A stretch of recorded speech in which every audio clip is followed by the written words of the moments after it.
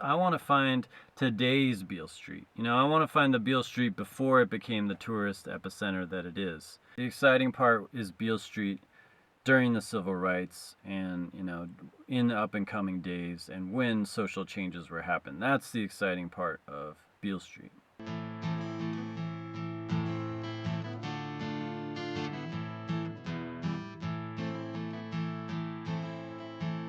So I'm here in Memphis. I've been driving around from Albuquerque through a bunch of different areas. I've been in 8 different states now for the past 8 days of traveling, over 2,000 miles of driving. And a lot of this has been to explore the city centers, which is to go to the places where people socialize within cities, and just that, because that's the best way to experience the city. Like early on, just driving into Tulsa, looking around on a Monday or whatever at around noontime, seeing people walking the streets with smiles on their faces. I saw that, and you can compare that to other towns where that's not the case, and I'm like, okay, well, Tulsa looks like an interesting city. I think I like Tulsa.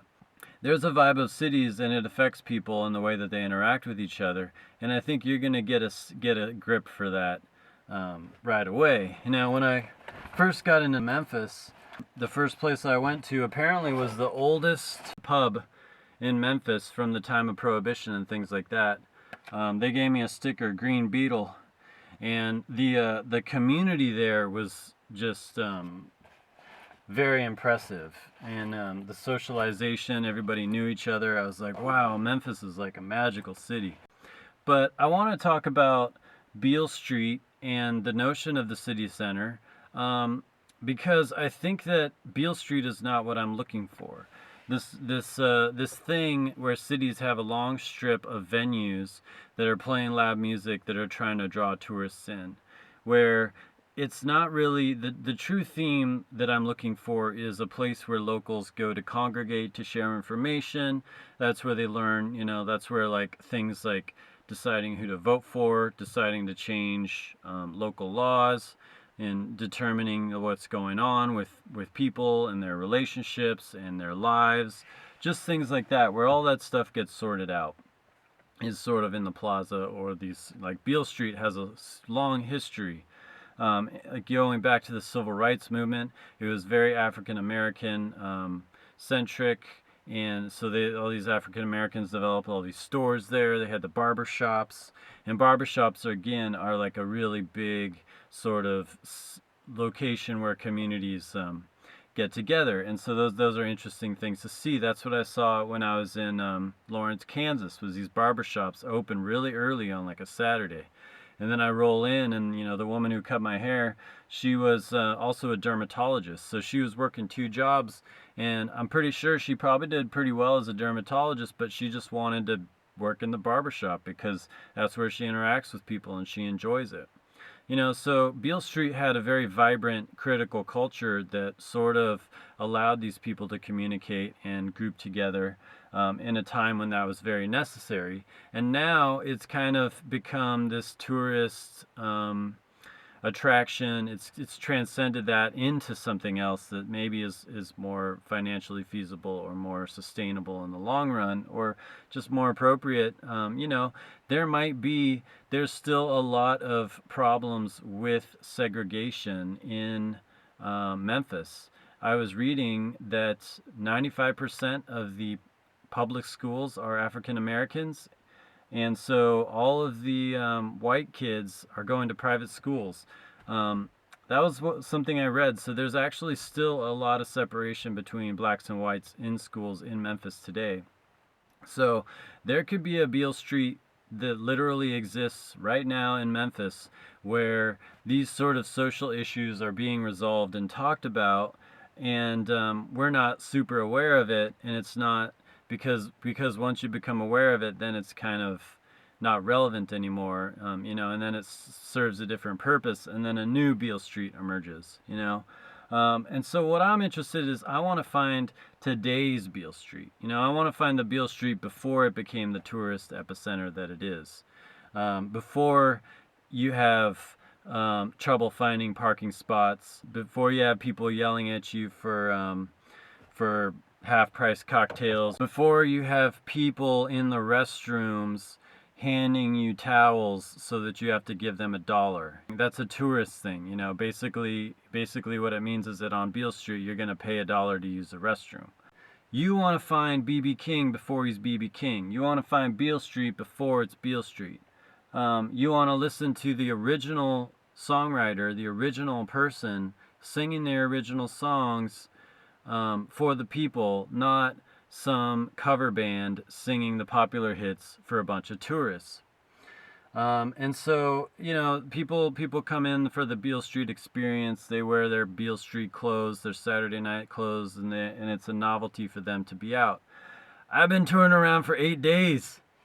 I've been driving around Texas checking out cities for a week before that. I've been like 5,000 miles driving around checking out cities. Like, this is not, I don't need all this flashy shit.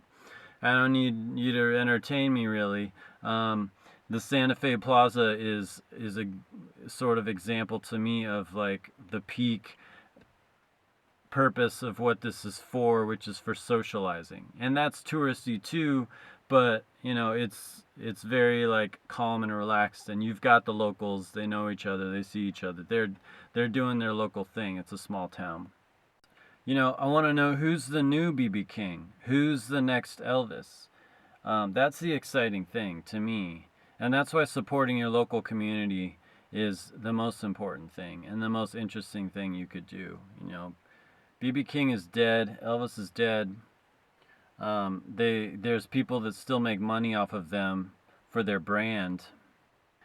And I went to Graceland, and the employees of Graceland were kind of seemed unhappy. Not that you should expect them to just, you know, put on a fake smile for you.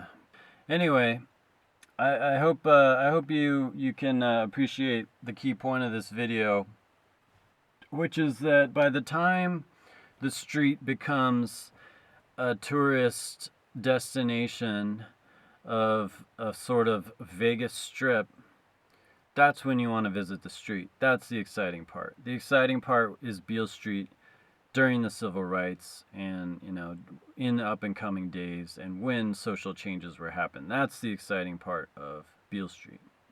And so I'm interested in finding the next Beale Street, the one that's going to be a tourist destination decades from now, but currently people aren't necessarily, but currently it's not on their radar because the social magic, it would be like Greenwich Village. You know, you want to find Greenwich Village before it's Greenwich Village.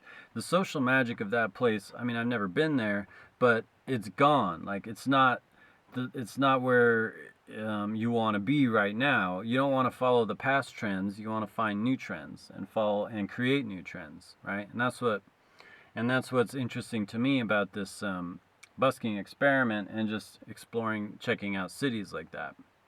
Thanks for listening. Let me know in the comments what you think about this, what your opinion is. You know, tell me if you think that all these places seem to have these. New Orleans, Austin, Memphis, probably Nashville. I haven't been there yet, but do you have a favorite one of these main streets? Do you think they're better? Do you think there's an up and coming area that's interesting, where there's going to be some cultural changes?